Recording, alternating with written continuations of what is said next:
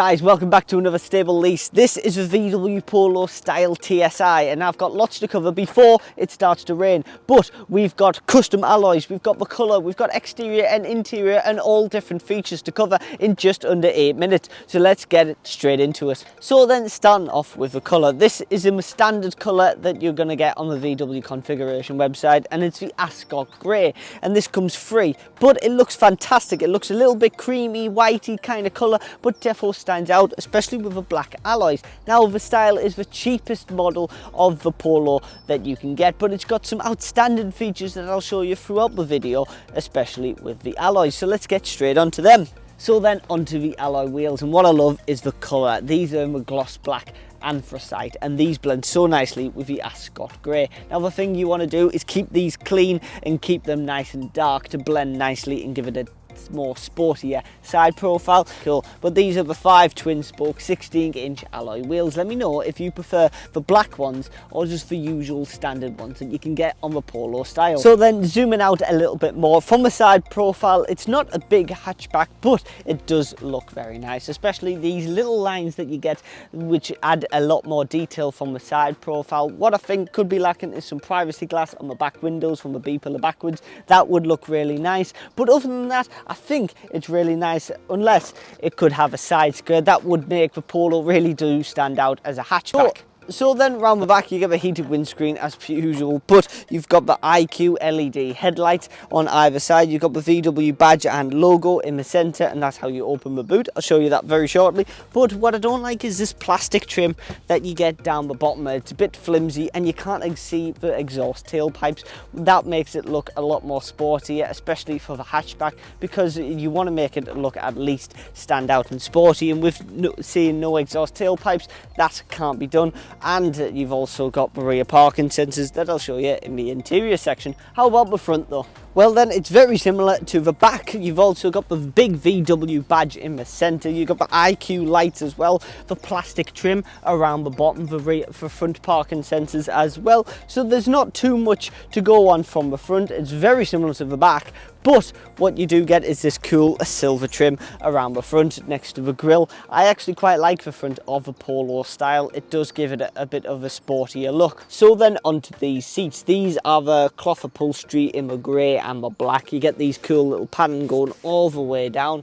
The only problem is that they're not heated. What do you guys think about these seats not being heated? Could they be a little bit more spiced up and a little bit more sporty for the Polo style? So then this is the manual, so you get the gear stick there. What I do like is the 2-zone climate control for this 2022 version of the Polo style. That's pretty cool, so it's handy, especially if you have one cold customer and one warm customer. So that is really cool. You've got the silver trim around the infotainment center and the digital display. You've got the leather multifunctional steering wheel. You can change the display screens or driving data. You can have your speed, your trip, your consumption and all of that. So that is right in front of you, nice and easy. But this has also got assist systems, navigation, audio, telephone, Apple CarPlay and Android Auto. So that's all really handy, especially if you're either on the phone or you can see what speed you're doing. So then from the back, I'm about 5'8", just for a comparison, so you get quite a bit of knee room and headroom, which is always good for the hatchback. You get no center armrest, but you do get the Isofix anchors for the children's seats. You get these cool seats as well, the black and the grey, that blends really nicely.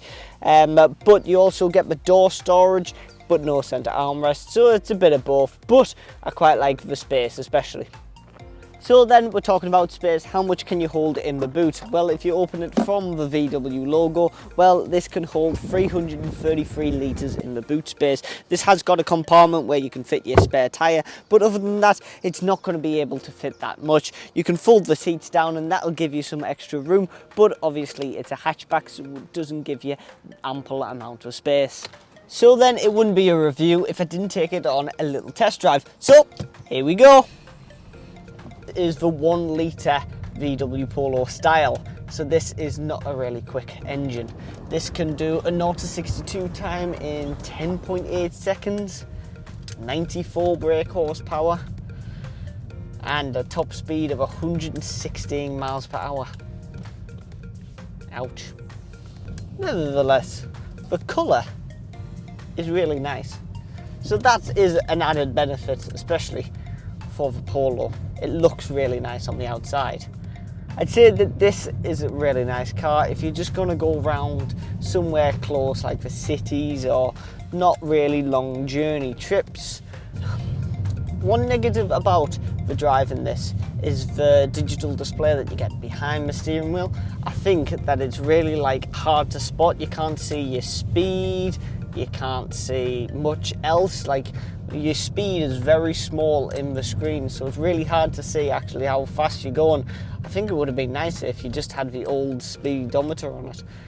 See, I would much prefer that compared to this digital screen that you can't even see much on. What do you guys think? Let me know down in the comments if you agree with me, because I know a lot of people on Instagram and TikTok always say that it should be a lot more older and just have the basic technology packs. They're not too bothered about the 40-inch screens and all of that. So then there's a brief review on the Polo TSI style. Now, what do you guys think about this behind me? I think it's a gorgeous colour, blends really nicely with the black alloys, and it's quite nice to drive. Yes, it's slow, but it's really nice hatchback. What do you guys think? Let me know down in the comments. But until next week, I'll see you later.